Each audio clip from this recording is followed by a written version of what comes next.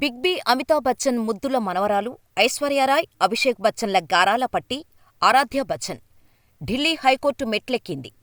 ఇంత చిన్న వయసులో ఇంత కష్టం ఆమెకేమొచ్చింది? నిజంగానే ఐశ్వర్యారాయ్, అభిషేక్ బచ్చన్ విడిపోతున్నారా అని మీకనిపించొచ్చు. కానీ అసలు విషయం అది కాదు.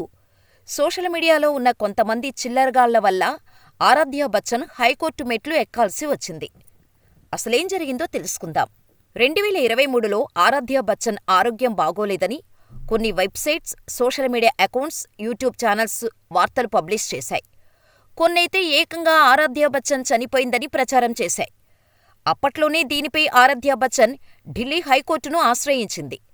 తనపై తప్పుడు సమాచారం ప్రచారం చేస్తున్నారంటూ ఆశ్రయించగా కోర్టు ఆ యూట్యూబ్ ఛానల్స్కి, గూగుల్కి, సైట్స్కి, సోషల్ మీడియా ప్లాట్ఫామ్స్కి వార్నింగ్ ఇస్తూ ఆ తప్పుడు వార్తలను తీసేయమని చెప్పింది.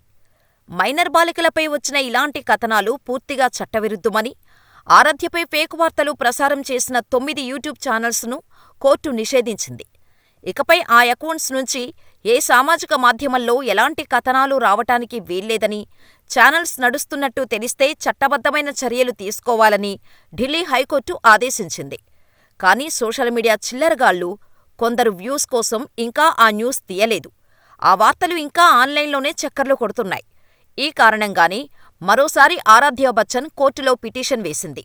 కోర్టు చెప్పినా ఇంకా అలాంటి వార్తలను తీసివేయలేదని, కఠిన చర్యలు తీసుకోవాలని తన పిటిషన్లో తెలిపింది ఆరాధ్య. దీంతో హైకోర్టు గూగుల్కి నోటీసులు జారీ చేసింది. దీనిపై మార్చి 17న తదుపరి విచారణ జరగనుందని కోర్టు ప్రకటించింది. మరి ఈలోపు గూగుల్ తన డేటాలో ఆరాధ్య తప్పుడు వార్తలను తీసేస్తుందా లేదా చూడాలి.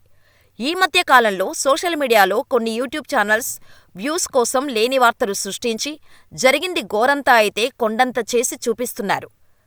బ్రతికి ఉన్న మనుషులను వ్యూస్ కోసం చంపేస్తున్నారు. అటువంటి వారిపై తండ్రితో కలిసి ఆరాధ్య బచ్చన్ హైకోర్టులో పోరాడుతుంది. సినిమా తారలు ఇలాంటి కేసులు వేయటం సర్వసాధారణమే అయినా స్టార్ జంట కూతురు ఇలా కేసు వేయటంతో ఆరాధ్య చేసిన పనిని చాలామంది ప్రశంసిస్తున్నారు. ఈ కేసులో తప్పుడు వార్తలు ప్రచారం చేసిన గూగుల్, యూట్యూబ్ లాంటి సంస్థలకు ఢిల్లీ హైకోర్టు నోటీసులు జారీ చేసింది. లేని వార్తలు సృష్టించి జేబులు నింపుకుంటున్న ఫేక్ గాళ్లపై కోర్టు ఖచ్చితంగా కఠిన చర్యలు తీసుకోవాల్సిందే. సోషల్ మీడియా ఆరాధ్య వీడియోలను, పోస్టులు తొలగిస్తే సరిపోదు. మళ్లీ ఇలాంటి ఫేక్ వార్తలు ఎవరిపైనా అయినా ప్రచురించాలంటే వణుకు రావాలి. అలాంటి చట్టం తీసుకురావాలి.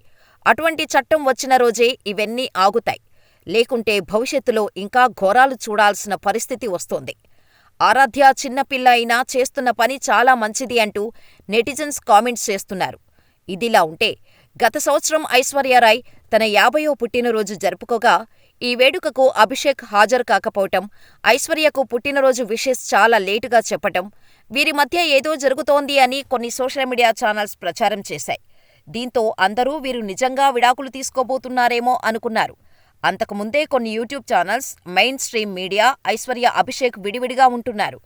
ఐశ్వర్య తన కుమార్తెతో కలిసి ఉంటే అభిషేక్ తల్లిదండ్రులతో కలిసి ఉంటున్నాడు. వీరిద్దరూ ఇప్పటికే మానసికంగా చాలా దూరంగా ఉన్నారు. ఇంకా విడాకులు తీసుకోవడం ఒక్కటే ఆలస్యమని కోడే కూస్తోంది.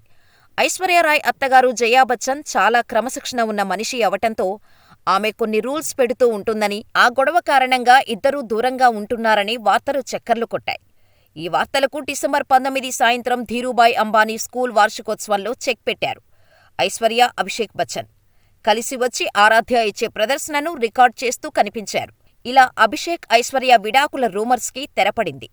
ఇలా ఐశ్వర్య, అభిషేక్ బచ్చన్ విడాకుల కోసం కోర్టు మెట్లు ఎక్కుతారు అని అనుకుంటే కూతురి కోసం కోర్టు మెట్లు ఎక్కాడు అభిషేక్ బచ్చన్.